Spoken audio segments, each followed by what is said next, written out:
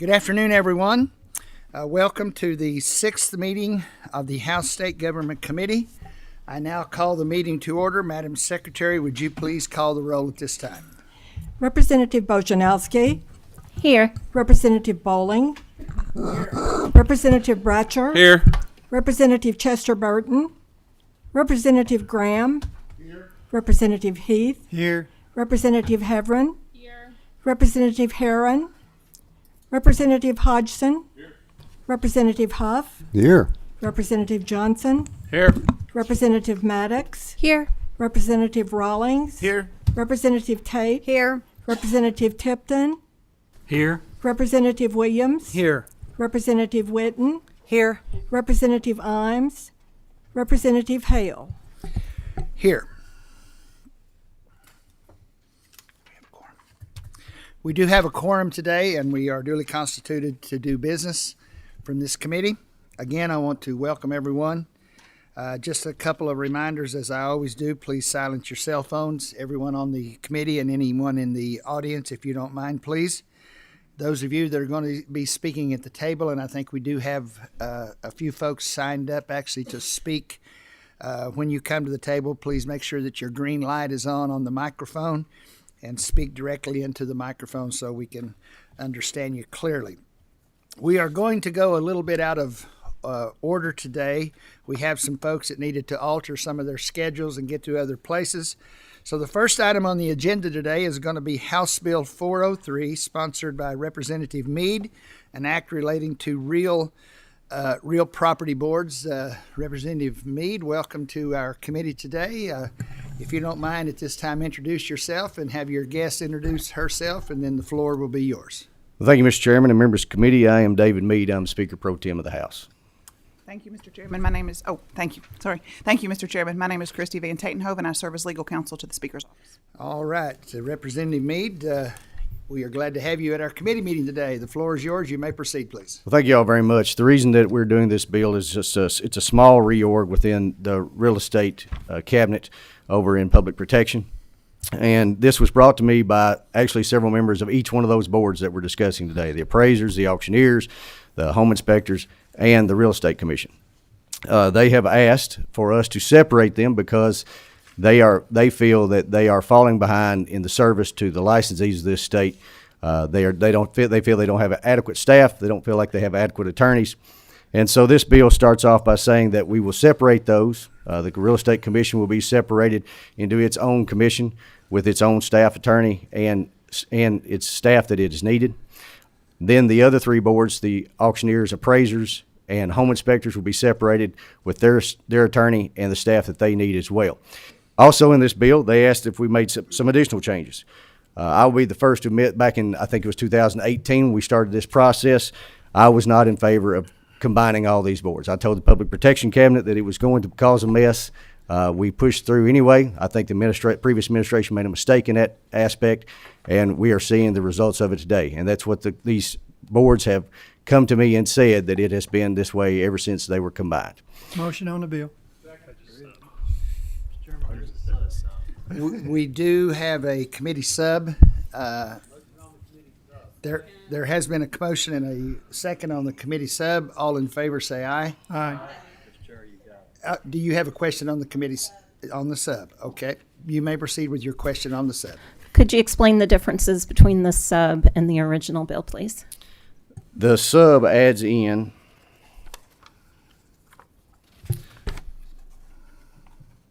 the language that, I don't have my glasses with me this morning. It says that the executive director of each one of these boards will review and provide feedback on administrative regulations proposed by the KREC and all those boards instead of approving or disapproving. They had the final say, actually had the only say. The boards felt that they had no say in what happened with these regulations, basically because they know the licensees, they know the issues of these professions, and so they have asked that we do that. It also added in language that where the board said we really don't know where our money goes when the license fees come in, how they're spent. So this says that the Public Protection Cabinet has to give them an entire rundown of that budget and show them where every single penny is spent of the licensee money that they bring in. They also in this also, the last thing that it does is it adds grace periods in for continuing education. We used to have grace periods before these boards were combined, and what it says is that if they have started their continuing education prior to December 31st, they would have 5 days to finish it, but also that the Public Protection Cabinet and these boards cannot cancel licenses for 10 days, because what is happening is we have, and I didn't realize this was happening until we did this bill, but I've had a lot of licensees across the state call me and say, I did my continuing education on December 31st. I got it done on December 31st, but they canceled my license anyway because it takes about 8 days for those certifications to get into them. And they said, then I had to go back through the entire process to get my license back by submitting the application and everything that's online when you have your license canceled. So we're saying that they give those grace periods, and outside of that, I think that's it in the sub. Representative Graham, do you have a question on the committee sub, sir? No, I don't. I have it on the. On the bill. Well, Okay. I guess I could ask, but I can. Well, If let's he's go through. ahead. Before that, let's adopt the committee sub, and then the committee sub has been adopted. We did have a motion and a second. Committee sub was adopted, so now we have before us the House Bill 403 as adopted by the committee sub. There has been a motion on the bill, but there has been a second. We do have a question, and before we do that, we do have one person that has signed up to speak in opposition to this, so we will give them. Representative Graham, you may proceed with your question, sir. Well, let me make a statement. I'm concerned about the separation of powers between the legislative branch and the executive branch. The other thing I wanted to ask is, what's the fiscal impact of this on the cabinet if this particular bill is put into place? Yes, thank you, Representative Graham. Actually, there should be no fiscal impact statement, and A&R has even said that in this. They said this is a simple reorg. The language within the executive branch covers this. That's what their statement back to me was. This was the way it was prior to 2018-19, whenever they were combined. Their license fees paid then for their staff attorneys, paid for their staff. They should still be self-sustaining and self-sufficient. So you're saying that they gave you the feedback that it wasn't going to be, in terms of making this change, there was no feedback that they had concerned about making this change with this particular bill? A&R does not. A&R LRC did not have the concerns with it.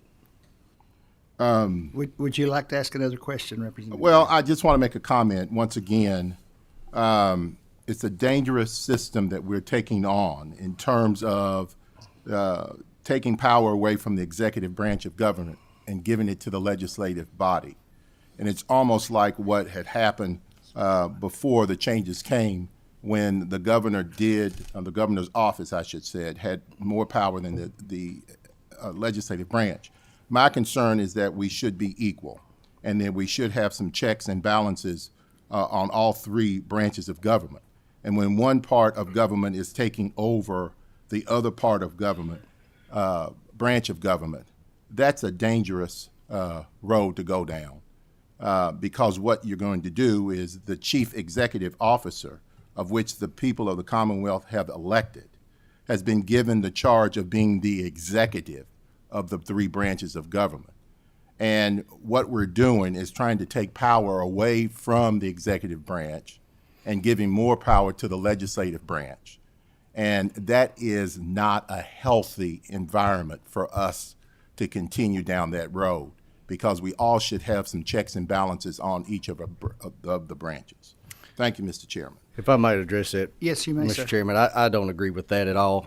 There is nothing in here giving authority to the legislative branch. It is simply saying that the boards themselves will administer the regs and the budgets. When you look at this, the governor still has the final say on any administrative regulations that are passed. We all know that. It comes before this body, though, in administrative regs hearings for us to approve or disapprove, but you also know that he can move forward if we disapprove that. So there is nothing that is taking authority away from the executive branch. So there was can I follow up? We have another question Okay. for Representative Tipton. You may proceed with your question. Thank you, Mr. Chair. And as a licensed real estate agent in Kentucky, Hey, we gonna be in. this impacts me, so I'm very aware of this situation. Representative Meade, I remember we made that change like you. I had some questions. about it at the time it went through. This new board of these three groups will still fall under the Public Protection Cabinet, correct? That's correct. One follow-up question. Yes, sir. I received a email this morning from the General Counsel of the Public Protection Cabinet. I suspect all of you all have it in your inbox, stating their opposition to this legislation. Have you had comments with the Public Protection Cabinet, and what are are you aware of their concerns, and are they valid? I do. They one of the concerns was budget. They felt that there would not be enough money there to split these boards. However, like I said, prior to this, they were split. They were self-sufficient. They had their own staff, had their own attorneys. The auctioneers board even had their own inspectors at the time. So there was additional staff that they had at the time that their license fees were covering. So they should still continue to be self-sufficient and self-sustaining. Another issue that they have brought up is they feel that breaking these boards apart is going to go against a U.S. Supreme Court decision in North Carolina, the Board of Dental Examiners, and the Federal Trade Commission. The fact of the matter is, as we spoke with attorneys on that as well, and that North Carolina dental suit was designed to prevent private actors serving as state government agencies from being able to take actions in violations of federal antitrust laws and claim the benefit of sovereign immunity. And looking into this, the attorney said what was done in the Public Protection Cabinet didn't give them that protection anyway. Antitrust laws, if they're broken, you are individually liable at that time anyway. So they felt that in this bill that it did not have any effect on what they are saying. In this bill, the economic director still has the authority over hearings and findings and final orders, which makes that substantive. The areas where there's feedback only is on the budget and the administrative eggs, and ultimately they said the governor has the final say on those anyway. One quick follow-up. Quickly, please. Am I correct? Does the governor appoint all the members of these boards? Yes, he does. Representative Bratcher. If you want to know what the goofiness that goes on in Frankfurt is, just think about the last few comments around here. The same people that did not want to combine these boards are now saying they don't want it separated. I don't know if you guys even read the bill over there. Do you know even what's it saying? I'm talking to you. Do you know what this bill is saying? Pardon me, gentlemen, Disrespect. please, gentlemen, please. I will get to you, Representative Bratcher. I must ask you, please, All right, not let me to, fin- not to I'll direct just- your comment. Please let me finish. I will ask you to please not direct your comments to an individual member on this committee personally. Okay, If but you have it'll be another- interesting if I could finish. Representative Bratcher, you may finish, but please direct your question to Representative Meade. Okay, can I make a comment? You may, sir. It'll be interesting to see who votes against this and then go back 3 or 4 years and see who voted against it twice. Because what they're doing now is what you guys fought against a few years ago. This is what you want. Just read the bill. Is there any more questions for Representative Meade? Representative Tate, you may. Thank you, Mr. Chairman. So, Representative Meade, you said earlier that this was in 2018. So was this legislation that was actually filed by the General Assembly, or was it an executive order? It was a combination Okay. of both. The General Assembly gave them authority to be able to combine these boards. And to develop a executive director over that board. The authority that was given to him was basically done at the administrative level, and took a lot of authority away from those boards. Okay, thank you. Representative Graham, if you have a question directed to Representative Meade, you may proceed, please. Well, I just want to just say that our role as legislators is to stand up for our district and to stand up for our people. And any questions that we ask, we have that responsibility to ask those questions. My concern about the bill was how much did you work with the cabinet in terms of making this bill that you have presented to us. And so I think when you're going to make a decision and you're going to propose a bill, I think you need to work with the cabinet. Those were the questions that I asked. If you worked with the cabinet, if you had talked with the cabinet, if the cabinet was supportive of what you was doing, and whether or not you had reached out to them to try to work through those things that you were proposing to this committee today and will be addressing on the House floor. I have every right to ask that question. Everyone on this committee has the right to ask those questions. And to the gentleman from Louisville, I'm not going Representative to, Graham, I'm not please. going to even try to address you. Representative Graham, you are But out of order, those please. are the reasons why I asked those questions, because they were, for people who are watching and for those of us who are on this committee, we need to know that. We need to know what you've done in terms of working with the governor. Thank you. If I may, Mr. Chairman, Representative Graham, I didn't say anything about you asking the questions. It was perfectly fine. I appreciate that. I appreciate that. But I will say also that we pass legislation all the time that the cabinets may not agree with. We are the legislature. We make the laws, they follow them. So I don't always have to work with the cabinets. We don't have to always work with the cabinets, and we don't always have to take the input from the cabinets, because we talk to the people who know this issue more than anybody, and that was those board members on those commissions. Thank you, Representative Meade. Mrs. Gruen. Mrs. Gruen. Representative Meade, if you all would just remain there, please. Ms. Gruen, are you in the audience, please? Come forward, and you may speak for just a few moments.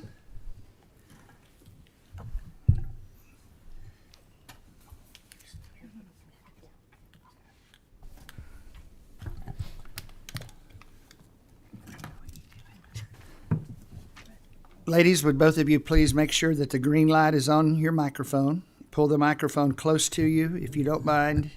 Please identify yourself for the record, both of you, and then whichever one wants to speak may speak. Okay. My name is Nancy. Please make sure your microphone, the light is green. Oh. My name is Nancy Gruen. I'm the liaison for the Public Protection Cabinet. And I'm DJ Wasson. I'm Deputy Secretary at the Public Protection Cabinet. And I think that sitting here, I've heard our concern, our reason for signing in was to ensure that our concerns were heard. From the testimony so far, I think that they were. Understand, I have not read the substitute in depth, so those, our comments were related to the bill as introduced. And so I think that, you know, we would respectfully disagree that there is enough fees when we split the board for each board to be sustainable on its own. And just looking at, I don't know the salaries prior to the previous structure when the boards were previously split. When we've looked at the language in the bill is introduced and the need to hire executive directors and other staff have concerns because quite honestly, the Real Estate Commission is the largest of the boards when you split the appraisers, the home inspectors, and the auctioneers out, did have concerns if that fee revenue was enough to cover the salaries.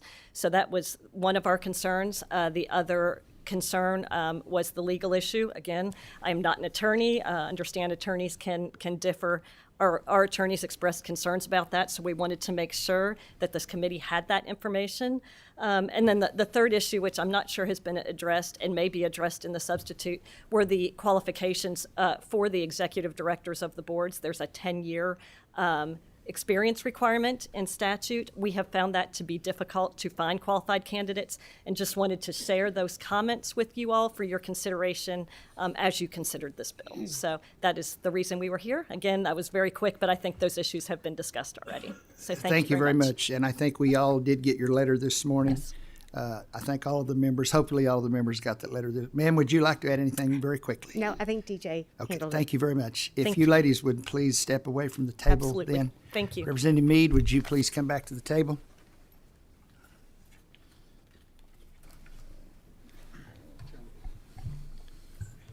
Thank you, Mr. Chairman. If I may address that, the qualifications for the executive directors. Yes, that was brought to my attention. The boards actually came to me as well with that and said we have a difficult time finding those qualifications. So we lowered that from 10 years of experience in the past 15 years, or 10 years of experience in one of those fields to 7 years of experience in those fields. Also, for the Real Estate Commission, it said you had to be a broker. We dropped that part of it as well to allow some flexibility. And it also said that you had to work in the industry 7 of the last 15 years. So we expanded it quite a bit so that they could find qualified candidates. We have one more question. This will be the last question. Representative Johnson. Thank you, Mr. Chairman. Just going to jump in the weeds for just a second. Excuse me. You mentioned that there's inspectors under the original organization. The inspectors were with that group. Did the inspectors move over to this combined board, and then will the inspectors go back? I mean, is that set out in the bill that I might have missed, or no? What's the process? They got rid of the inspectors were not there any longer. Once they combined, the Board of Auctioneers had 2 inspectors. Used to be that were former Kentucky State police officers that would go out and just monitor when auctions were occurring for any illegal activity, and they haven't had those for some time. Thank you, Mr. Chairman. Thank you. Before we vote on this bill, we do have a motion and a second on the bill as was amended by the committee substitute. As the chairman of this committee, I've been given the job to conduct a respectful meeting, and so I would please just ask everyone in our comments, please do not direct your comments toward each other. I know sometimes we differ, but we must run a respectful, meaningful meeting. So I just wanted to make that for the record. Having a motion and a second on House Bill 403 as amended by the committee substitute, Madam Secretary, please call the roll. Representative Bojanowski. May I explain my vote? Yes, ma'am, you may. So I'm going to be a no vote. I did have a question, but somehow or another I didn't make it through the list. And most of my questions were addressed about the positions of the Public Protection Cabinet. What I do find concerning is that those who are in the weeds dealing with these type of issues sometimes may not be collaborated with. It might not be that they're listened to or that their decisions become what happens in a bill. But I think that the people doing the work should be involved in discussions such as this. Thank you. Representative Bowling. Yes. Representative Bratcher. Explain my bill, yes vote. For all those that have not bothered to read the bill, this bill does not take any power away from the executive branch. Representative Chester Burton. Can I make a statement before I give my vote? You may explain your vote, ma'am. Okay. You may give your vote. I'm a no. Okay. You may explain your vote if you want to. I'm a no. Okay. Thank you. Thank you. Representative Graham. Explain my vote. I'm a no, and I think that the cabinet expressed the concerns that I expressed, which were valid questions and valid concerns about the passage of this particular bill. I vote no. It was a no. Representative Heath. Yes. Representative Heverin. Yes. Representative Herron. No. Representative Hodgson. Explain my vote. I'm going Yes, to go pass ahead. due to my previous involvement with this issue. Representative Hodgson, would you please say that again, please, for the record? Yes, my vote is a pass due to my previous involvement with this issue. Representative Huff. Yes. Representative Imes. Yes. Representative Johnson. Yes. Representative Maddox. Yes. Representative Rawlings. Yes. Representative Tate. Yes. Representative Tipton. Yes. Representative Williams. Yes.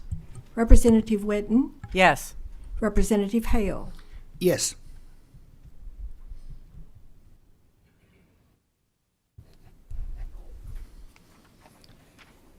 House Bill 403, as amended by the committee substitute, passes with 14 yes votes, 4 no votes, and 1 pass vote. Passes with favorable expression. Should do the same on the House floor. Thank you, Representative Meade. Thank you, Mr. Chairman and members of the committee. Thank you, sir. The next item on the agenda, we are going to go to House Bill 164. Representative Whitten is making her way to the table. House Bill 164 is an act relating to death in the line of duty benefits. Representative Whitten, you may, if you don't mind, please introduce yourself for the record, and then the gentleman that is with you. Thank you, Mr. Chairman. My name is Susan Whitten. I represent the 31st House District in Jefferson County. My name is Matt Butler. I'm an officer with Louisville Metro Police Department. Representative Whitten, you may proceed. Thank you, Mr. Chairman and committee members. Today I bring a bill that I believe will give added peace of mind to our emergency workers as well as their families. Through the years, we have seen the General Assembly adjust line of duty death benefits paid by the public retirement system. However, benefits payable to a non-spouse beneficiary, such as a parent, have remained unchanged. House Bill 164 rectifies this problem by increasing the minimum lump sum death benefit payable from the retirement systems to a non-spouse beneficiary from $10,000 to the employee's monthly average pay multiplied by 36 months. This benefit would be in addition to any other state or federal benefits available to the family.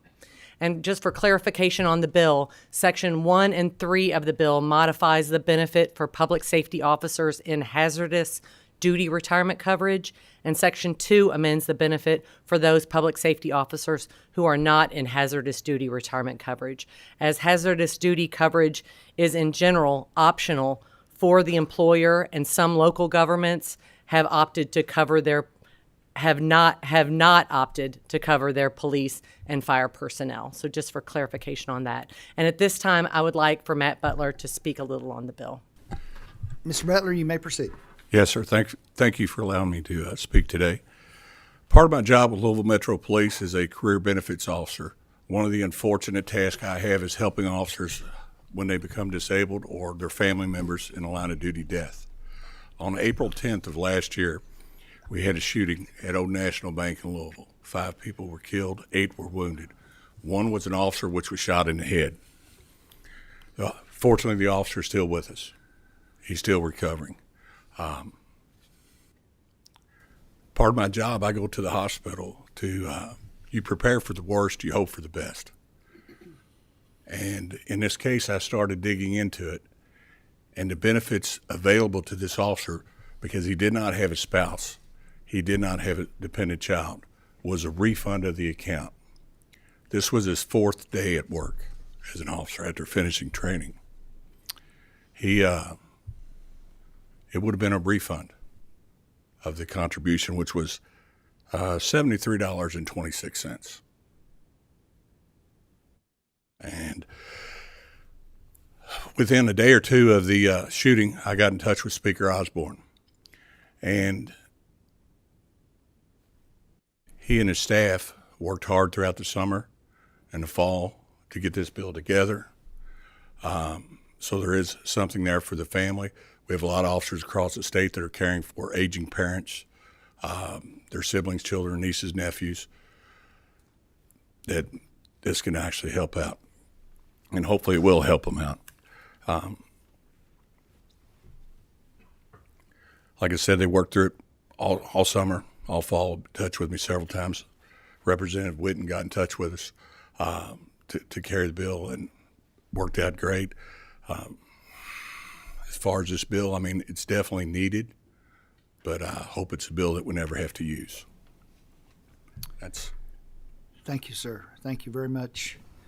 Certainly from this committee, we certainly know the tragedy that happened there on that specific day in Louisville, and certainly our prayers are still with the officer for recovery. And please pass that on to him if you would, please. We would certainly appreciate that. There has been a motion and a second on the bill. Is there any discussion or any questions? Seeing no questions or discussion, Madam Secretary, please call the roll. Representative Bojanowski. May I explain my vote? Yes, ma'am, you may.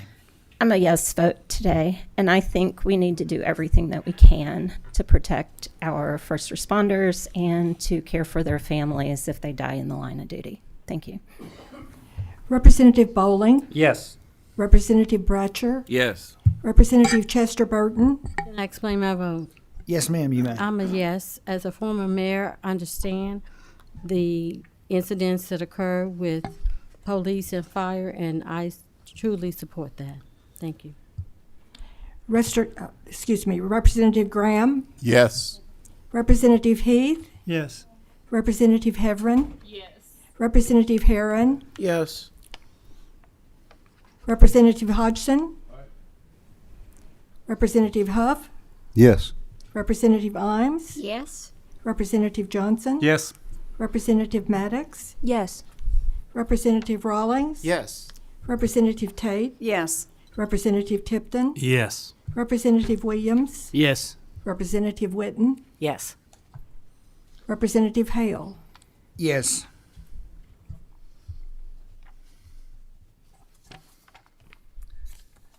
House Bill 164 passes with 19 yes votes, 0 no votes. Should pass the same on the House floor. And I know that, and again, I want to say thank you, and I know Speaker Osborne had a lot of input into this piece of legislation, and we certainly appreciate Representative Whitten and you bringing this forward for us today. Thank you very much, both of you. We have had to make some adjustments to our agenda today. Representative Gentry was supposed to be here to testify on a specific piece of legislation, but apparently an emergency came up and Representative Gentry is not going to be able to be with us today. So at this time, we are going again, we're kind of moving around a little bit here today, trying to make the agenda fit everybody's schedule. Representative Hodgson, I am going to ask you to please go to the table as Representative Hodgson is coming to the table to present to us House Bill 392. House Bill 392 is an act relating to the Kentucky Public Employees Deferred Compensation Authority. Gentlemen, please make sure that your green lights are on both of your microphones there. Representative Hodgson, would you please proceed, introduce yourself and then your guest with you today, and then you may proceed. Thank you, Mr. Chairman. John Hodgson, State Representative, District 36 in Eastern Jefferson County. Yes, sir. Chris Biddle. Green button. There you go. Yeah, there we There you go. go. Chris Biddle, I'm the Executive Director for Kentucky Deferred Comp. Thank you, sir. Representative Hodgson, you may proceed. Yes, Mr. Chairman, this is a pretty simple bill. This only affects state government employee members of the deferred compensation plan. And owing to the fact that not everyone's retirement planning situation and financial situation is identical, this extends a benefit to them to be able to have a self-directed brokerage account. I was a satisfied customer of the deferred comp program when I was a state employee. In the private sector, I made use of such a self-directed brokerage account to fit my unique financial circumstances. So this is a bill that extends that opportunity to our state employees. It's an enhancement of benefits that's essentially revenue and cost neutral to us, but I think it will enhance the benefit package that our state employees experience. And I have Director Biddle here to answer all the hard questions. Sir. Would you like that? Anything, sir? Unless there's any questions, it's a pretty straightforward bill. Representative, there has been a motion and a second, but we do have a question. Representative Bojanowski, you may ask the question, please. As a participant in the deferred comp program, I'm not sure if I trust myself to do this, but I honestly don't have any concerns about the bill. I did have one question as I read it, and I do read all the bills. How often is there civil action? I know that there's language in this bill that regards civil action. How often does civil action occur in this type of a program? Hopefully never. My background is a litigation attorney, so we put first effort on compliance and mitigation of risk. And so any fear around this is a totally optional, you get a very small take. It's generally, in a majority of ERISA plans in the private sector. You don't see a huge take rate. It's generally around 2%, but the reason we want to offer it is because the average self-brokerage account is 7.5 times the average participant account. non-participating. So we would like to see the reach exceed the grasp and try to, shoot for betterment. But we have never been involved in any litigation. And I would add to that, if you don't trust yourself, please don't opt in. Good advice. Thank you.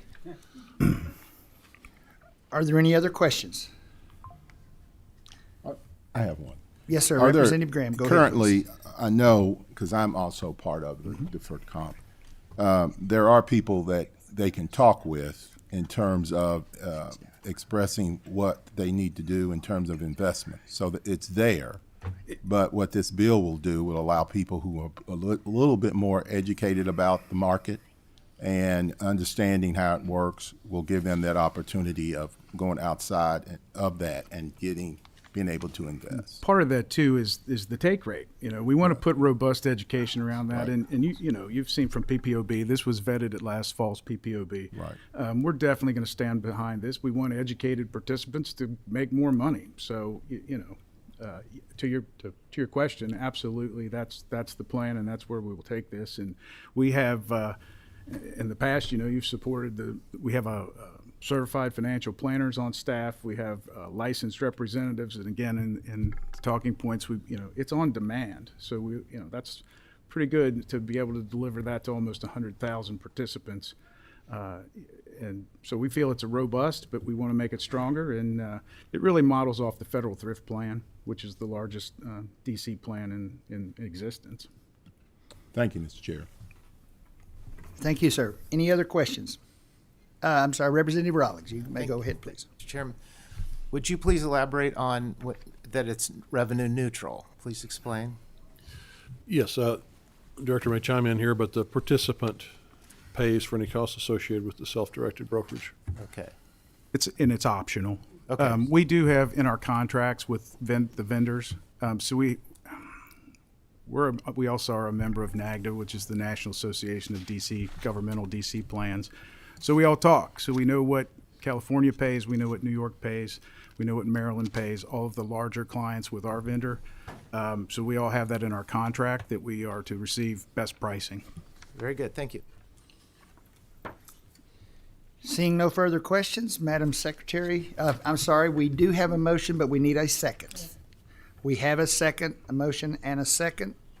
Madam Secretary, please call the roll. Representative Bojanowski, Yes.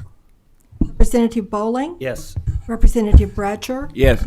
Representative Chester Burton, Yes. Representative Graham, Yes. Representative Heath, Yes. Representative Heverin, yes. Representative Herron, yes. Representative Hodgson, Aye. Representative Huff, Yes. Representative Imes, Yes. Representative Johnson, Yes. Representative Maddox, Yes. Representative Rawlings, Yes. Representative Tate, Yes.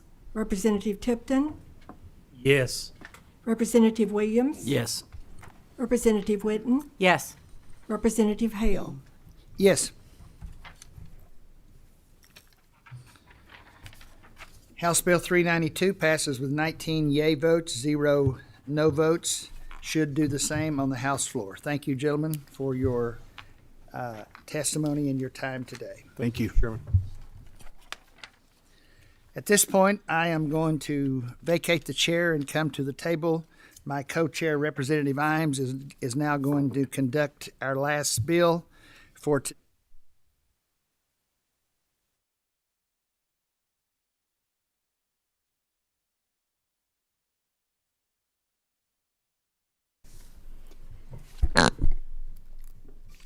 The next item on the agenda is House Bill 513, sponsored by Chairman Representative Hale. Please introduce yourself and you may proceed. Thank you, Madam Chairman, members of the committee today. Thank you for allowing me to present to you today House Bill 513. I have, in my travels, been fortunate to travel to a lot of state capitals across the country over the course of several years, from out west, south, north, all over the country. I do not believe that there is a Capitol building in the entire United States that I have visited that is more beautiful than the Kentucky State Capitol. I think when I walk into that Capitol and I see the structure and the beauty of everything that is there, I have found that none can even compare to the beauty of our Capitol here in Kentucky, and I certainly think we have much to be proud about with our Capitol.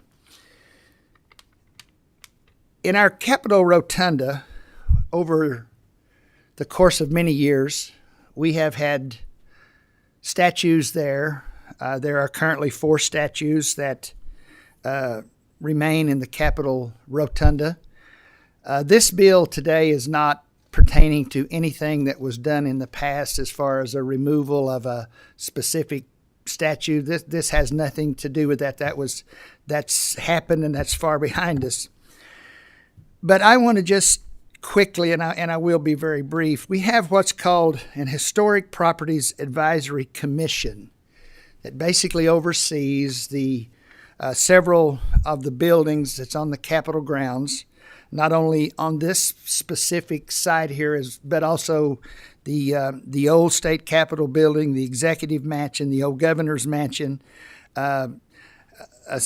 and I'm not really sure where this one is. Somebody may educate me. The Vest Lindsay House. I'm not exactly sure where that is, but anyway, they oversee the things that are happening there or take care of those places. The bill that I am proposing today and bringing before this committee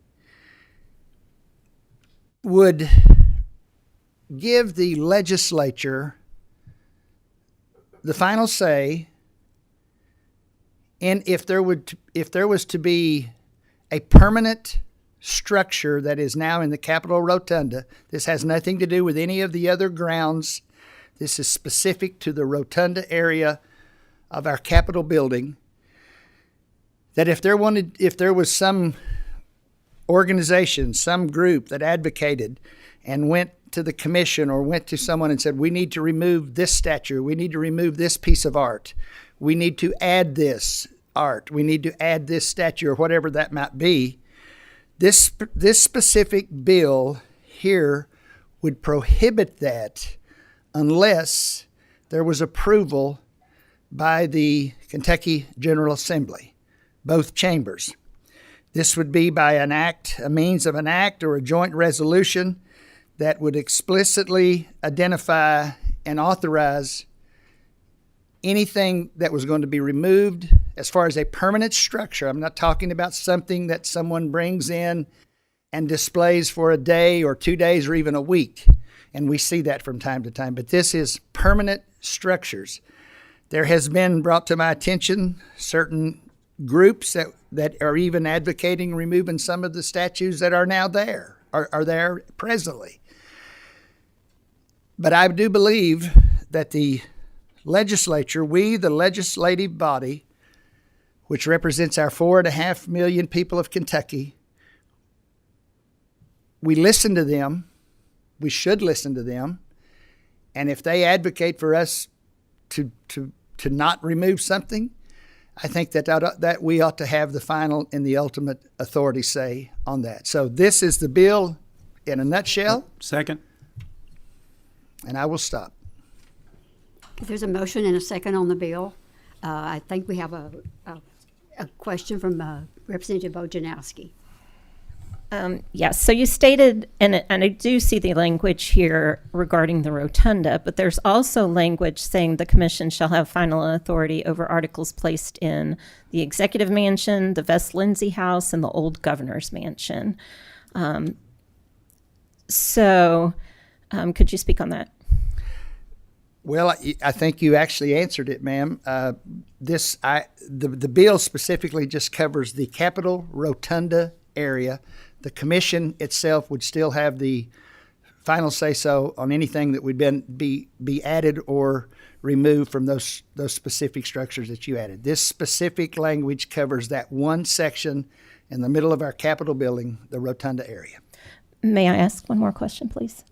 So you did mention that this was not regarding or would not impact anything that has already been removed. Have you heard from constituents with concerns with any? I mean, it always makes me feel curious about how a bill came to be. So if it's not an issue, why do we need legislation? And is there any removals of statues? I know that it's been going on across the nation, pushback on removing statues that relate to the Confederacy and so forth. So were there any issues that came to you with concerns, even though this bill won't impact them, that were a catalyst for this bill? The statue that was removed prior to this has nothing to do with this piece of legislation. Again, I have had concerns brought to me by groups of individuals that, and again, sometimes you know this, man, there's a lot of rumors that happens and goes around, but that they felt that maybe there was being some push to remove some of the certain ones that are there currently. This has nothing to do with the previous statue that was taken out of there. I don't even know where that statue's at. I don't even know where it went, but it is not there, and this has nothing to do with that specific statue that was gone. It is for the remaining ones that are there, but also we would actually have to approve if there would be one added, or permanent art fixtures added, permanent art fixtures, or permanent statues. Yes, ma'am. Thank you. Is there any further discussion? Representative Graham. I guess this is probably an issue that is very important to the people of Frankfort and Franklin County. Let me answer your question about the Vess Lindsay House. Please do, sir. You know where the library is? Yes, sir. Then it's right next to it. Okay. The parking area divides the Vess Lindsay from the library. Thank you for that information, sir. My concern is that the people that serve on the state commission, historical commission, yes, sir. These are people well invested and well involved in the history of the Commonwealth. And if you look at those members who are appointed by the governor, they are all people who have been engaged and involved in communities all across the Commonwealth. And they know about the historical areas of which they come from. In regards to the last time that an individual was taken out of the Capitol, he was taken out for a reason. And that reason was that, yes, he was from Kentucky, born in Kentucky, but just like Abraham Lincoln, he and his family went south, Lincoln's family went north. But one of the reasons was that it was insurrection taking place when the Civil War started, and he was part of it. He led it. He was the president of the defeated South. And so we can't erase history, but what we can do is to make sure that those who have been loyal to the United States of America, that we honor them, and those who have not been particularly supportive of our country at the entire time that they've lived, those individuals should not be honored. And I had the chance to go to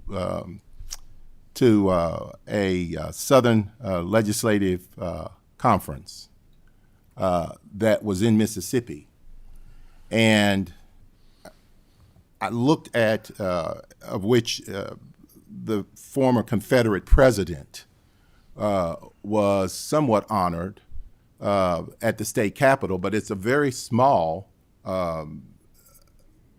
item that is put out on the state capitol. But where he lived, there was nothing really that was outstanding about them honoring him. And even one legislator who was on your side of the aisle said, well, he's not well known. I mean, people know about him being the president, but he's not put out there to where people can always see who he is and what he was. And so the reason why he was taken out of the Capitol was because of the actions he took when the war between the states was taking place. And if this is, I think this is the direct reason this bill is here. But And I know that you said that it's not, but that is the because of the individual was moved out. And but I think it was a reason why he was moved out. And so I would hope that we would put these kind of things in the hands of those individuals who serve on the committee, who are appointed by the governor, who are well known and well regarded in regards to the history of the Commonwealth, whether it's north, south, east, or west. Most of these people are very engaged, and they've also been able to raise money on behalf of the Commonwealth. And so I would hope that we would not move down in this direction. And I would encourage my colleagues to not to go down this path. Thank you, Mr. Madam Chairman, may I just quickly respond to that, just very quickly? Yes. Thank you, Representative Graham. Certainly, me and you have had a relationship, a respectful relationship over the years that I've been here and you have been here. I have had many of individuals that spoke to me actually pertaining to the statute that was removed. Some were in favor, a lot were in favor, a lot were opposed. But this bill, sir, is not pertaining to that. I am more concerned with what we have there presently. That statute has been removed. That is behind us.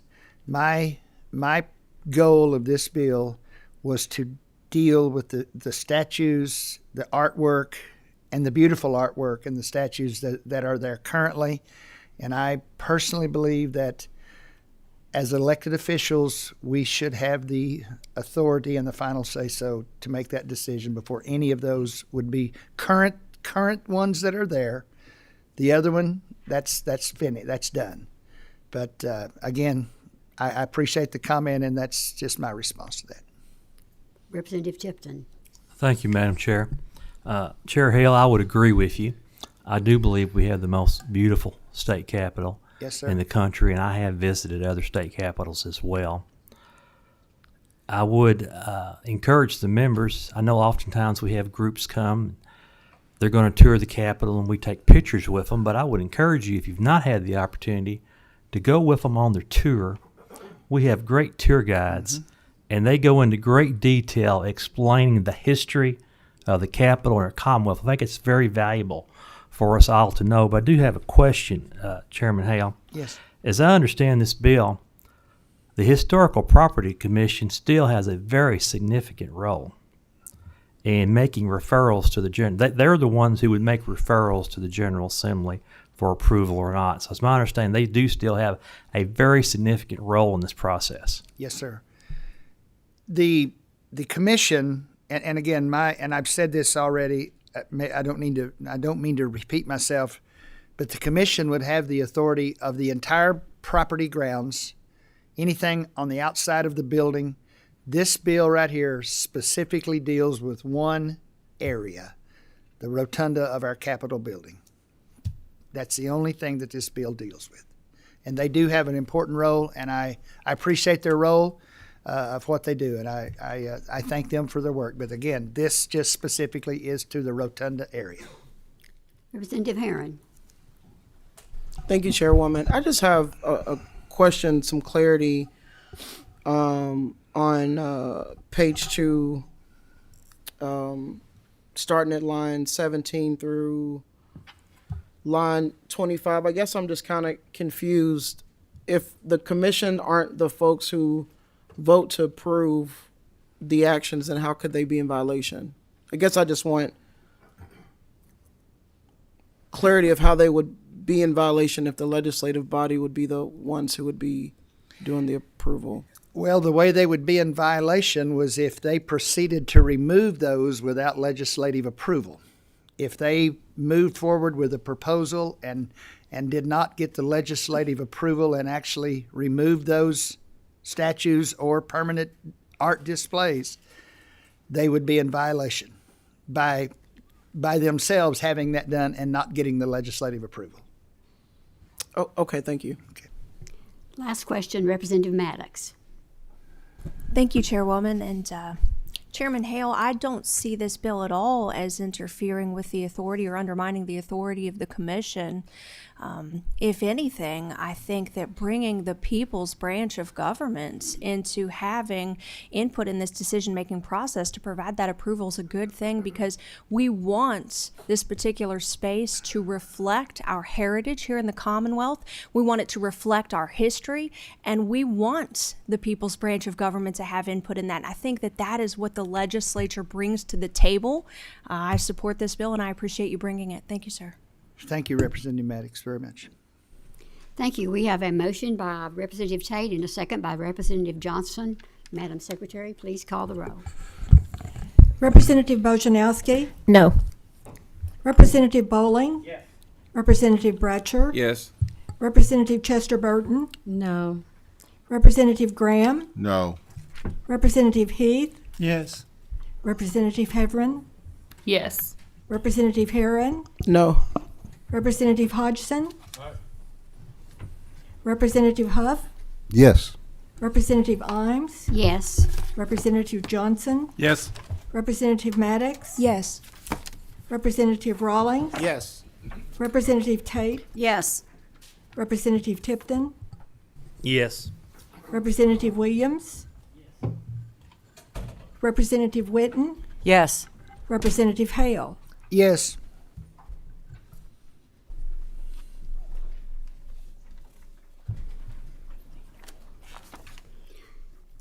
We have 15 yeas and 4 nays. House Bill 513 passes with favorable expression. There being no further business, that have a motion to adjourn. Thank you. Thank you,